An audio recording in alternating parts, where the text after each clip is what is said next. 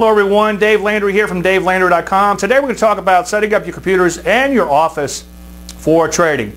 Now a little bit about my style of trading so you understand where I'm coming from and the way I run my business. First of all, I'm a swing to intermediate term trader, and that means that I hold positions for a period of days to hopefully months or even years. So my execution is not that crucial. I'm not in and out all day long. So I don't really need a lot of screens, and I really don't need a super high-end computer to do that type of trading. Now, the reason I do have a lot of screens is, one, I'm a market junkie. I like watching a lot of different markets. I like seeing what's going on in the Forex market. I like to see what's going on in indices. I like to have a quote screen up with a lot of stocks that I may be watching on, and just keep a loose eye on those. I'm not really staring at them all day long, but I like to have them up so I can take a look at them at a glance. Also, occasionally I'll consult, and in that consulting business, it will require me to have one monitor dedicated to that particular market. For instance, I was with a bond fund as a chief technical analyst for over 10 years, and during that entire time, I had one monitor, and that was just dedicated to bonds. Now, here's my layout. I have 3 computers, and I have 6 monitors total. Now, the first question that might come to mind is, why not just have one big, powerful computer? And the problem with that is you have all your eggs in one basket. I know some people who have some beautiful setups, some setups that are just phenomenal, but they also have a laptop off in the corner. I'm like, well, what's that for? And it's like, well, every now and then the card goes out, or if the computer goes down, I go sit over there in the laptop. Whereas with my system, something happens, I still have 4 screens up and running at all times. If you do buy that big computer to drive those monitors, it's going to require a tremendous amount of horsepower. It's going to be very, very expensive, and the hardware is going to become dated really quick. So 3 years from now, what you thought was a super high-end computer, very expensive computer, is now low-end as far as processing is concerned. So the advantage that I have running 3 computers is, number 1, which I just said, redundancy. Number 2, I replace a computer once every 1 or 2 years, depending on whether one needs replacing or not. But I do like to put a new one in, let's say every 1 or 2 years. And in doing that, I almost always have a new computer and always have that newer technology without chasing that technology. And my equipment doesn't become dated all at once. Let's say you run out and you buy that very expensive computer, running all your monitors, looks gee whiz, looks fantastic.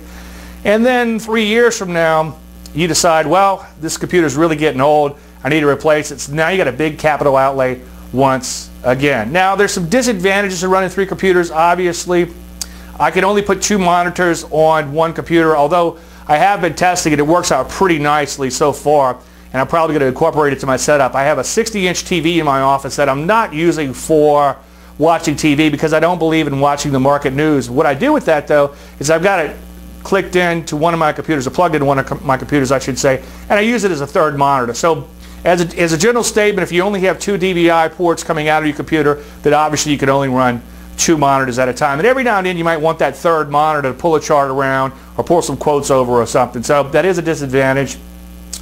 There are some additional software costs, obviously 3 times the software. The good news is if you're only using one package at a time on one computer, some of the software companies have become a little bit more lenient with that, so you can get by with just buying one package. Also, quote feeds are free, provided you pay your monthly bill, and brokerages are free, so you can just download your broker software to whatever, or ideally all 3 computers. One disadvantage, I guess, is that I always have an old computer, so one of my computers is always at least 3 years old, but I can live with that. I just move the lower end processing over to that computer and do my higher end processing on a new computer. There's some questions about power consumption. I think it's probably negligible. If you're running a very big high-end computer, it's probably going to burn a lot more juice, or as much juice, I should say, electricity, as the other 3 computers. So I think it's going to be very negligible on that. Now, what's on the monitors?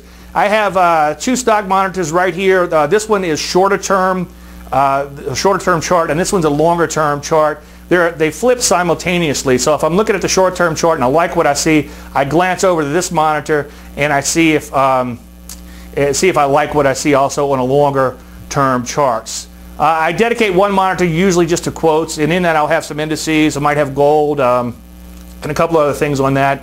Maybe have a monitor just for Forex also if I'm watching the currencies. What else do I have? Sometimes I'll do some research or something. I'll have that up on one particular monitor. And then again, if I'm watching a specialty market or ETFs or whatever the case may be for a fund, then I'll have that up on one particular monitor. Also, there's other things you use your computer for, obviously, such as emails, internet browsing, etc. So I'll use one of those monitors for that at some point in time. So they're all interchangeable. In fact, obviously, I can't have all that up at one time, but I have most of that up at any given time with 6 monitors. Now, as far as hardware, I'm not going to talk about specific hardware because as soon as I do, you're going to watch this video 3 weeks from now or 3 months from now, and that's going to be a dated conversation. So what I like to buy is kind of middle-of-the-road PCs at middle to low end, I guess you'd say, about $1,000 or so per PC. And it seems like each year that $1,000 buys more and more computing power. And again, that's the advantage of a new computer each year. So instead of spending $10,000 on a very powerful computer each year, I'm buying a new computer at about $1,000 a year. Each one, by the way, do not chase technology. Don't buy the biggest, highest end computer you can. I bought a laptop a couple years ago, paid several $1,000s for it, just sold it, got like 60 bucks for it. If I'd have known, I thought I'd get at least a few $100s. If I'd have known it was going that cheap, I would have given it to charity. So don't chase technology, because as soon as you buy the hardware, it's going to decrease in value very quickly. I'd rather just buy a new computer each year and always have that new technology as opposed to chase technology and then in a few years you have, again, a low-end computer. Each computer has a DVI out, 2 DVI out card. Buy your card separate from your PC. As a general statement, last time I did it, just based on my experience, last time I bought a PC, they told me it had 2 outs, but it was the card out or it was the motherboard out. You couldn't run 2 simultaneously, so it didn't do me any good, so I ended up having to buy a card. As far as a card cost, you don't have to chase technology there either. My cards usually cost $100 or less. I like the NVIDIA, I guess it's called the Engine, and GeForce is the brand. Again, I'm not going to give you a model number because as soon as I do, it's going to be outdated. But I like the ones that have the built-in fans on them because those cards get fairly hot. And make sure you have enough memory on that card, as much as comes with the card, for, like I said, about $100 or less. That's probably a couple of gigs of video memory at least on that. My monitors are as big as will fit on my stands. The 2 in the middle here are 23-inch, and the outside ones are around 20-inch or so each. Let's talk about ergonomics for a minute. Ergonomics are very important in this business.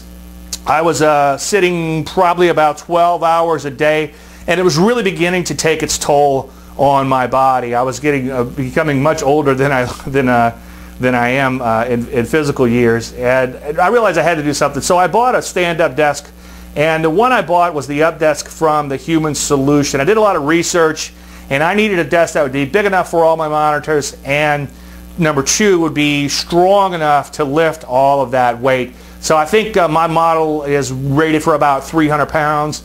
I'm not getting any compensation if you run out and buy one of these, but I will contact the company, so you might see that I'm an affiliate at some point in time if you're watching this video. Big fan of it. I love my desk. Probably the best investment that I made in my office. I can lower it or raise it to any height I want. I've got 3 presets that I set. 1 to sit, 1 to stand, and 1 to saddle. Now what that means is in the morning I come in with a big cup of coffee about 5:30. I'm half awake, put the coffee down. I just like to sit and I like to relax, so to speak, and plan my day out, see what's going on. Nice quiet time, kind of relaxing. As I begin to wake up, I like to move to a standing position, and that's when I finish up my morning writing, my column, a newsletter, and then I also do the market in a minute. I like to stand up so I can project out some enthusiasm when I do the market in a minute. So I'll stand for another hour or so, and then what I'll do is I'll end up moving to a saddle seat. Now a saddle seat is just as it sounds. It's a saddle type of stool, and the one I have is not very comfortable. I thought about buying a new one, but I decided that the fact that it wasn't comfortable, that it just after a while I just have to get up and move around. So it forces me to move a little bit, and at some point I usually get disgusted with it, and then I will end up standing up again for the rest of the day. So I try to keep moving throughout the day and only sit in an actual chair for an hour or so every morning. Now your monitors must be set up properly. As you know, if you do some Googling on YouTube, you'll see these beautiful monitors all jammed together, and it all looks great. And that's what I did at first, and I thought I was cool. You know, took some selfies in front of me in the monitor, threw them up on Facebook or whatever. And then I realized that I started having some really bad neck problems, because if you're stacking your monitor, one is going to be too low at all times and one's going to be too high. It's very hard to get them just right. So I did a little research, found out that putting two horizontal in the middle worked best for me. Now, do your own research and find out what works for you. But I found that if I keep them right at eye level with the top of the monitor, and then this actually made a big difference too. If I tilt them back a little bit away from me like this, just a little bit, that seemed to help tremendously. And then I kind of angled them in a little bit. My neck problems went away almost overnight once I did that. What I would encourage you to do, though, is do most of your work on these center monitors with them horizontal like this, and then just use the ancillary monitors for information, to monitor things, so to speak. Recently, I started doing these videos like you're seeing today, and because the software was on the computer with one of the vertical monitors, before you do it, I started having neck problems again. So I realized, hey, dummy, move back to those horizontal monitors if you're going to do a lot of work, more than, let's say, 5 minutes worth of work on any given monitor. My monitor stands are Tykes stands. Big fan of these stands. You can pay a lot more money for stands and get a lot worse stand. They're nicely, heavily weighted on the bottom. The monitor balances nicely on top. I have bumped them before and not knocked them over. Again, I'm not getting any compensation from Tykes, but I'll give them a call and see if they'll make me an affiliate, because I believe in them and I just absolutely love them. I found trackballs work best for me. I find I was getting some wrist issues with a mouse. For some reason, a trackball works for me. So you might want to figure out what works best for you, and of course, use wrist pads under your wrist. That helps out a lot. Now, this is what works for me. Your mileage may vary. If you want more information, go to DaveLandry.com. I answer all my emails. My email address is dave@davelandry.com. If you have any comments, put them down here. And any questions, again, shoot me an email and I will answer all my emails. Thank you so much and happy trading.